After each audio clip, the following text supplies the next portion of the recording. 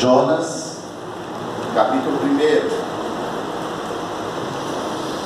Jonas é antes de Miqueias, quase no finalzinho ali, um pouco atrás de Mateus. Amém? Amém. Senhor Espírito Santo, fala conosco, nós queremos ouvir a Tua voz. Espírito Santo, traz uma palavra rema, uma palavra revelada nesta noite. O Senhor venha falar ao nosso coração, nos fortalecer, nos encher da Sua presença. É o que nós te pedimos em nome de Jesus. Amém. Vamos para o versículo de número 4. Atos 10, 4. Diz assim: Cornélio, este, fixando nele os olhos e possuído de temor, perguntou: Que é, Senhor? E o anjo lhe disse: As tuas orações e as tuas esmolas subiram para a memória diante de Deus. Agora vamos para Jonas, capítulo 1. Jonas, capítulo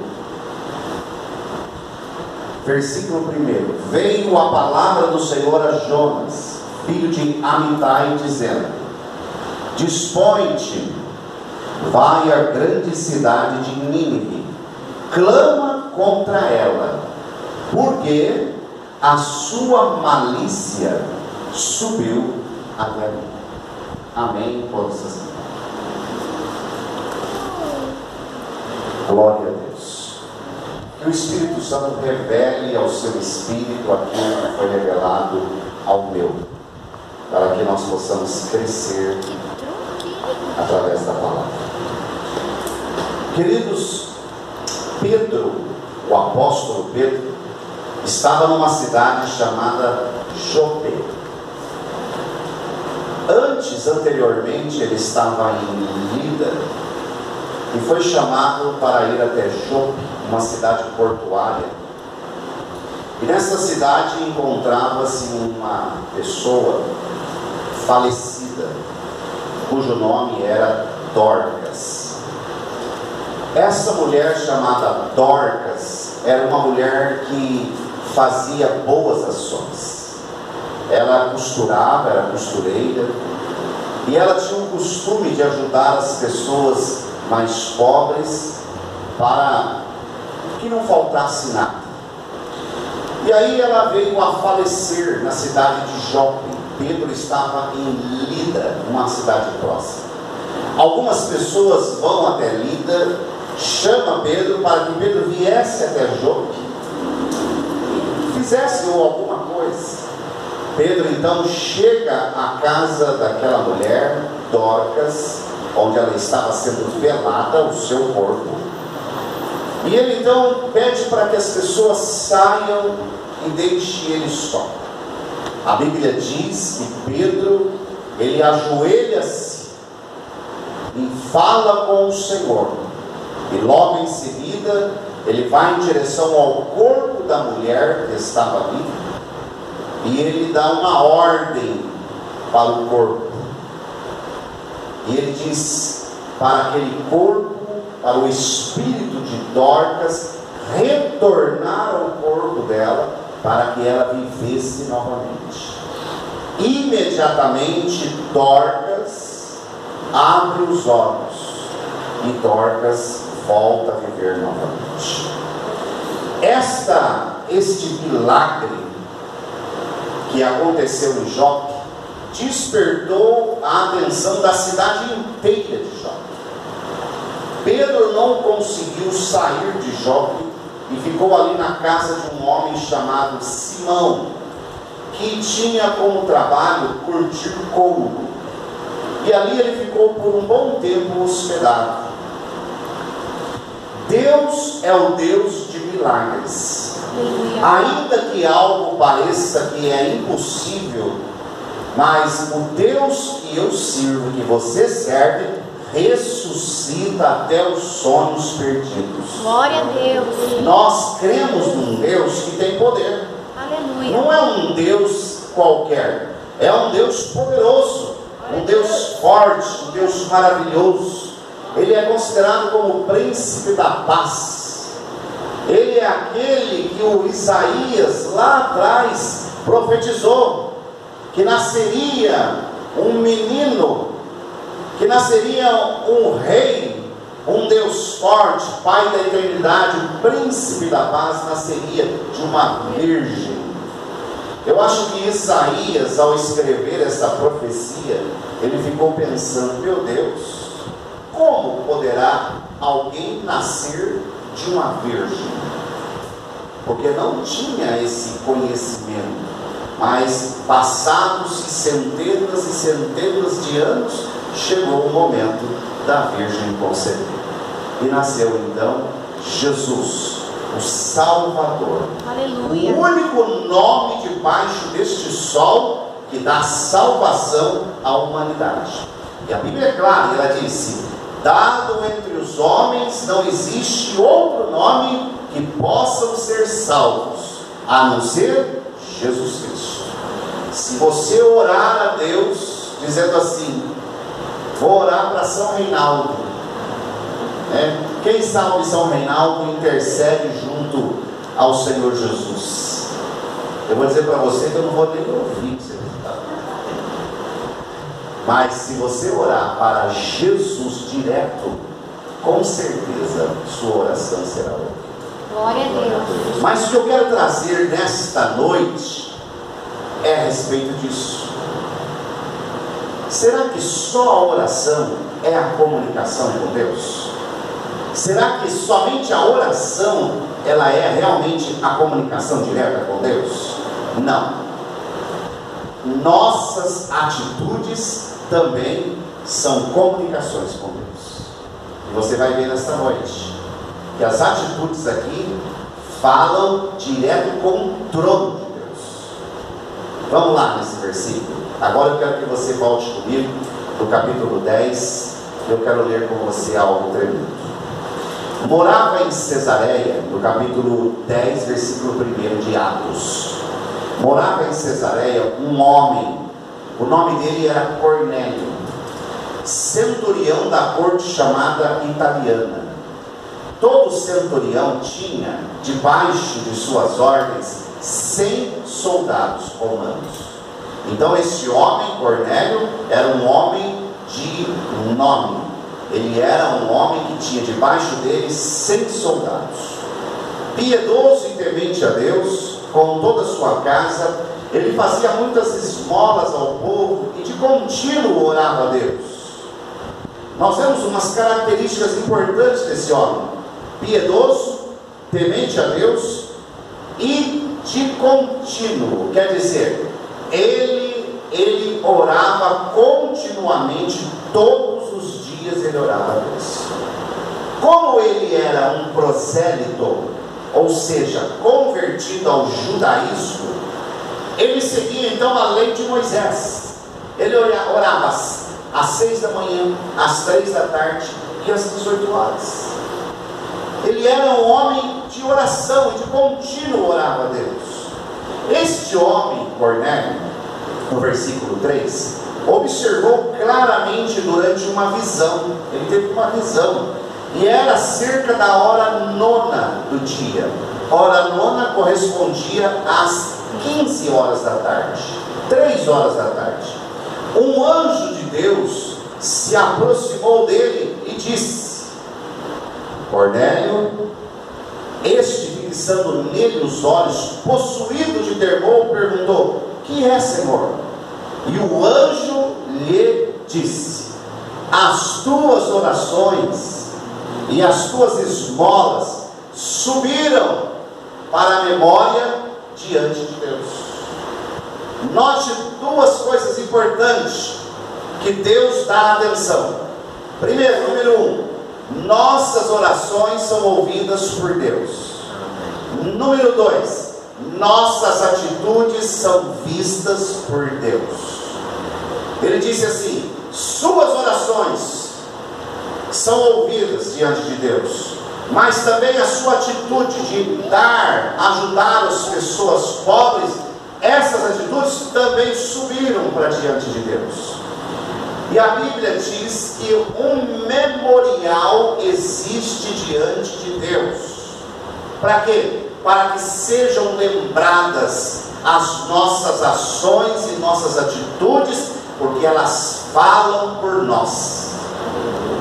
O que adianta orar, orar, orar e fechar a mão àqueles que são necessitados, que estão do teu lado e você tem como ajudar e não ajuda? Então as boas obras também falam. No entanto, as boas obras não te dá direito à salvação. Boas obras não salvam ninguém. Por que, pastor, que boas obras não salvam a alma das pessoas? Porque a maior obra do universo já foi feita: Cristo Jesus morrendo na cruz. E ele disse: todo aquele que crer em mim, este receberá a salvação. Então a maior obra é de Jesus. Eu não posso merecer o céu pelas minhas obras, porque aí seria um feito meu e anularia o feito de Jesus. Então eu não posso anular o feito de Jesus dizendo: eu sou um homem ou sou uma mulher de boas obras. Eu faço muita caridade, eu dou esmolas, eu dou roupas, eu dou isso. Isso é muito lindo e sobe diante de Deus, da memória de Deus isso. Mas isso não garante a sua entrada no céu. A única maneira de entrar no céu é bíblica, está dizendo, é através de Jesus Cristo, nosso Senhor e Salvador. Amém. Está escrito aqui. Mas agora, quando há uma concordância, quando há algo está andando de mãos dadas, oração e boas obras, Deus não rejeita. Mas veja bem, apesar desse homem estar andando na lei de Moisés, apesar desse homem estar praticando boas obras, Deus ainda olha para ele e fala: falta uma coisa, a mais importante está faltando. Mas como ele tem um bom coração, como ele ora e busca, eu preciso abrir os olhos de Cornélio. E Deus então envia um anjo para falar com ele às 3 horas da tarde. E o anjo então diz assim no versículo 5: agora envia mensageiros a Jope e manda chamar Simão, que tem por sobrenome Pedro. Ele está hospedado com outro Simão, curtidor, cuja residência está situada à beira do mar. Logo que se retirou o anjo que lhe falava, chamou 2 dos seus criados domésticos e um soldado piedoso dos que estavam a seu serviço, e havendo-lhes contado tudo, enviou-lhes a Jope. Pedro, neste momento, olha como Deus é, queridos. Neste momento, o Senhor já estava preparando o coração de Pedro. Quando Deus vai te dar, vai fazer alguma coisa na sua vida, e Ele vai usar outras pessoas, Ele já está preparando, ou já preparou o coração da outra pessoa. Enquanto o anjo falava com Cornélio às 3 horas da tarde, neste momento Pedro estava no quarto, lá na casa do Simão, 56 quilômetros de distância entre Cesareia, aonde estava este Cornélio, e onde estava Pedro, em Jope. Lá estava ele às 3 horas da tarde no seu quarto, deitado, descansando, quando ele tem uma visão. Deus estava preparando o coração dele. Sabe por quê? Porque Pedro era também alguém que era nacionalista, vamos dizer assim. Para ele, somente os judeus deveriam receber a salvação. E Deus estava querendo trabalhar com Pedro e mostrar para ele que a salvação era todos os homens e mulheres, e que Deus não faz acepção de pessoas. E no versículo 9 nós vemos isso. No dia seguinte, indo eles a caminho, e estando já perto da cidade de Jope, subiu Pedro ao eirado. Eirado quer dizer, subiu Pedro na parte de cima do telhado, porque os telhados eram uma espécie de uma base de concreto. E subiu Pedro ao eirado por volta da hora sexta, meio-dia.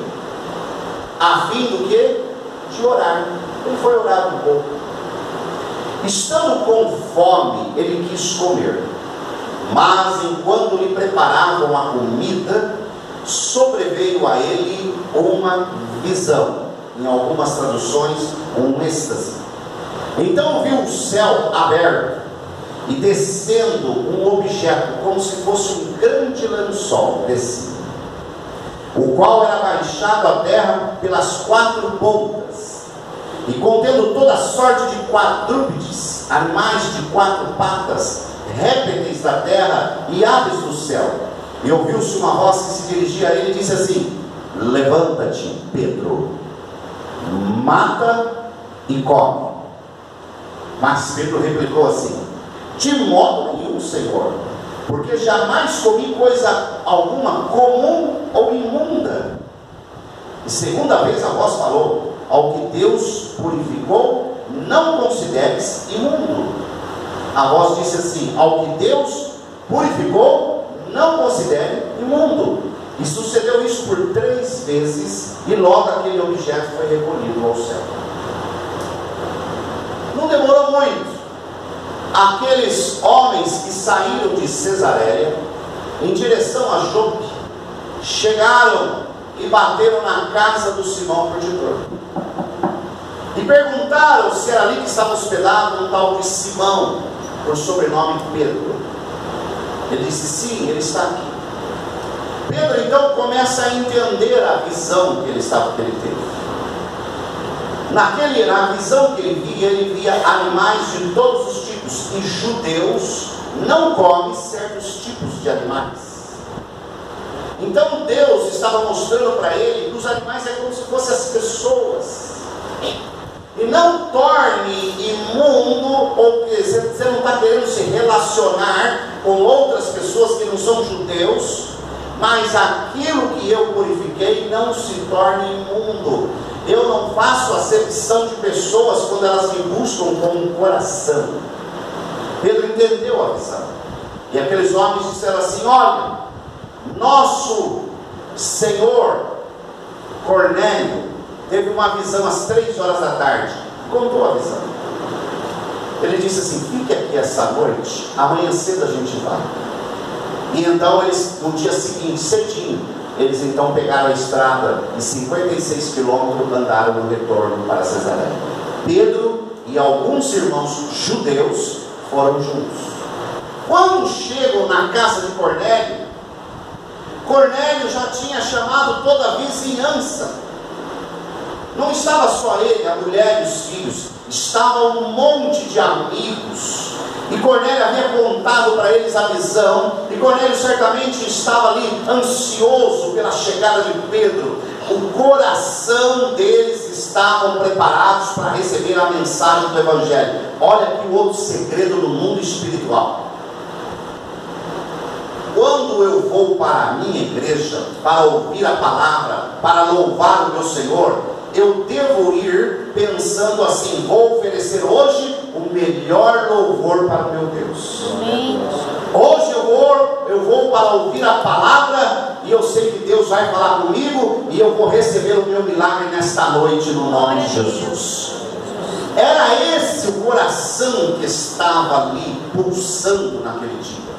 Cornélio não via a hora de Pedro chegar e ver e saber o que será que significa esse mistério.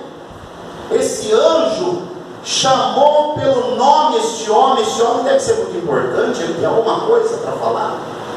E quando Pedro chega com a sua comitiva, ele entra na casa e ele percebe que a casa estava cheia de gente, tudo com seus coraçõezinhos ávidos para receber a palavra de Deus. E quando Pedro começa a falar, e ele começa a falar sobre Jesus Cristo, que padeceu, mas que no 3º dia ele ressuscitou, e está vivo para sempre, e está sentado à direita do Deus Pai, e ele intercede por todos aqueles que buscam ele de coração. Quando Pedro, no meio da mensagem, quando a mensagem estava no auge, falando essa palavra, o Espírito Santo desce do céu, com fogo, vem e batiza todos que estavam na casa com fogo, com o poder do Espírito Santo. Glória a Deus. E eles começaram a falar em línguas estranhas, línguas celestiais, línguas que eles nunca haviam falado, mas aquele que recebe o batismo do Espírito Santo, o poder do Espírito Santo, ele recebe a capacidade de falar uma língua celestial. É isso que eles estavam ali falando agora, quando de repente aqueles que vieram junto com Pedro, os judeus, começam a falar: meu Deus, olha o que está acontecendo com esses gentios, porque os não-judeus eram chamados de gentios. Olha o que acontece com os gentios. Eles receberam uma promessa que foi feita para nós, judeus. Agora nós sabemos que Deus não faz acepção de pessoas, mas Deus sela todos aqueles que realmente abrem o seu coração para Ele. Amém. Note que o que aconteceu para gerar todo esse milagre na vida de Cornélio e da sua casa? Oração e atitude. Atitudes falam no mesmo nível da oração. Agora vamos ver um nível diferente. Vai lá em Jonas, se você abriu aí. Livro do profeta Jonas. Eu quero ler de novo com você. O versículo 2. Dispõe-te, quer dizer, levanta-te, vai à grande cidade de Nínive, uma cidade de 120 mil habitantes. Vai, clama contra ela. Peraí, clama contra ela, porque a malícia dessa cidade subiu até mim. Opa! Então quer dizer que tantas boas ações sobem para diante de Deus, como as nossas más ações também sobem para diante de Deus. Então a oração e as ações, boas ou más, chegam diante do trono. Você quer ver outra mais? Sodoma e Gomorra. Deus destrói essa cidade com fogo e enxofre. E isso foi notório naquele momento, porque a cidade estava numa malícia tremenda. E a palavra diz que a malícia, o pecado de Sodoma e Gomorra, e de mais duas cidades, eram 4 no total, ela subiu diante do trono, e Deus falou assim: descerei e verei se realmente é como está chegando até mim. Gênesis capítulo 13. Isso é real, queridos. Então a sua ação, as nossas ações, elas sobem junto com nossas orações. Então elas têm que estar em equilíbrio, porque não adianta eu orar de uma maneira e fazer totalmente oposto àquilo que eu estou orando. Tem que haver um equilíbrio. Senhor, abençoa os pobres, os necessitados, mas faz a tua parte. Abençoa eles com alimentos também, abençoa eles com roupas, abençoa eles com aquilo que Deus está te dando de sobra. Não adianta nada fazer uma coisa maior do que a outra, ou seja, só obras não dá salvação, e só oração, mas não tem obras, Tiago fala que é morta. Tem que andar em concordância. Então, mas o que o Espírito Santo está revelando nesta noite? Que nossas atitudes e ações falam muito no reino espiritual. Como que você está? Qual é a atitude que você está tendo dentro da sua casa? Qual é a atitude que você está fazendo lá no seu trabalho? Que atitude você está tendo lá, quando nem os olhos estão te vendo? Caráter, a um grosso modo, seria aquilo que você é quando nem os olhos estão te vendo. Queridos de Jesus, vai ter muita surpresa naquele dia, porque muita gente com cara de santidade vai com santidade tudo para o inferno. Nós precisamos ter as duas coisas andando de mãos dadas. Não adianta eu falar para você, seja santo, não faça isso, não faça aquilo, e nos bastidores eu estou fazendo tudo errado. Eu estou caminhando a passos largos para um local que é o inferno. Mas eu quero que o Senhor relate isso no seu espírito, fique guardado isso no seu espírito essa noite, que as suas ações, que as minhas ações, nossas ações, elas têm falado por nós diante de Deus. As orações chegam na memória. É como se tivesse até o altar de Deus. É como se diante do Senhor tivesse ali alguma coisa, quem sabe um altar, aonde chega diante dele todas as ações da humanidade inteira. As orações dos santos chegam ali. E Deus então, Ele olha e vê. Você quer ver um exemplo lindo e maravilhoso? Ezequias. Isaías chega para Ezequias e diz para ele: ô Ezequias, arruma aí a tua casa, porque você vai morrer dessa doença. Ezequias ouve aquele relato. Ele conhecia muito bem a boca daquele profeta. O que ele falava acontecia. Ezequias olha para a parede. A Bíblia diz que ele chora muitíssimo. Quando a Bíblia relata um superlativo para realçar algo, é porque o negócio foi forte. Os gritos de Ezequias, de dor, de choro, de lamento, ouviu-se fora do palácio. Ezequias orou no versículo 3, ele ora assim: lembra-te, Senhor, pois eu tenho andado diante de ti em temor, em integridade e em retidão. Obras, ele está querendo dizer. Lembra das minhas obras, Senhor. E a Bíblia diz: e chorou muitíssimo, porque ele não queria. Imediatamente, Deus então da sua morada dos céus já fala para o profeta antes dele sair do palácio.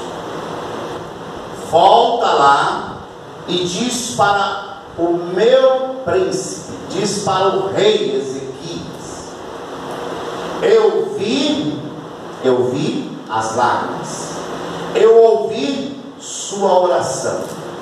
Volta lá e diz para ele que eu vou dar 15 anos de vida a mais para ele.